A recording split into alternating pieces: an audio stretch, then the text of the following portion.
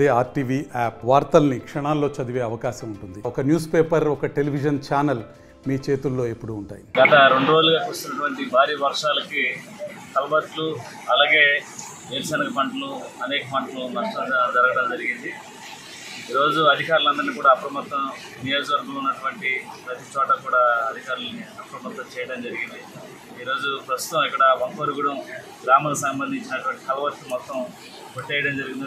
ఇక్కడ ఈరోజు పీడీ గారు, పంచాయతీరాజ్ ఈ గారు ఇక్కడ పర్యవేక్షించడం జరుగుతుంది. వాళ్ళ ఆధ్వర్యంలో ఇక్కడ ఈరోజు ఆ కల్వర్ట్కి సంబంధించి డస్ట్ పోసి అందాక ప్రజలు ఇబ్బంది పడకుండా టెంపరీగా మేము పోయడం జరుగుతుంది. అలాగే ఎన్ఆర్ఐజిఎస్ ఫండింగ్ కూడా ఉన్నాయి.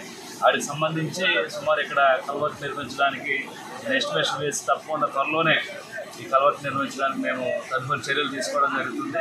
అలాగే నియోజకవర్గంలో పంటలు నష్టమైనటువంటి, పంటలు పాడైపోయినటువంటి రైతులకి వెంటనే తక్షణమే ఇక్కడ ఉన్నటువంటి క్షేత్రస్థాయిలో సర్వే చేయించి ప్రభుత్వం నుంచి ఎంతో కొంత ఆర్థిక సాయం అందించేటువంటి ఏర్పాట్లు ఎన్డీఏ కూటమి తీసుకుంటుంది. అలాగే మీరందరూ కూడా ఈ వర్షాకాలంలో ఎవరు కూడా బయటికి రావద్దు. కాలువలు కానీ లేకపోతే రోడ్ల మీద ప్రవహించేటువంటి నీటిలో కానీ మీరు ఎవరు కూడా దిగవద్దు. అందరూ కూడా అప్రమత్తంగా ఉండి మీరందరూ కూడా జాగ్రత్తగా ఉండాలని మేము కోరుతున్నాం. అలాగే ఈ వర్ష తగ్గిన తర్వాత ఏదైతే పంట నష్టం జరిగినటువంటి వాటిని క్షేత్రస్థాయిలో రెవెన్యూ డిపార్ట్మెంట్ ద్వారా మేము వాటిని పర్యవేక్షించి తప్పకుండా వాటికి నష్టపరిహారం ఇచ్చేటువంటి ఏర్పాటు చేస్తాం. అలాగే కల్వర్ట్లు కూడా మా పోలవరం నియోజకవర్గంలో అనేక చోట్ల ఈ కల్వర్ట్లు ఉన్నాయి. ఇవి ఉండటం వల్ల ఒకేసారి వచ్చేటువంటి వాటరు వచ్చి ఇక్కడ అనేక మంది ప్రాణ నష్టం కానీ లేకపోతే కల్వర్ట్లు కొట్టుకోవడం కానీ జరుగుతుంది.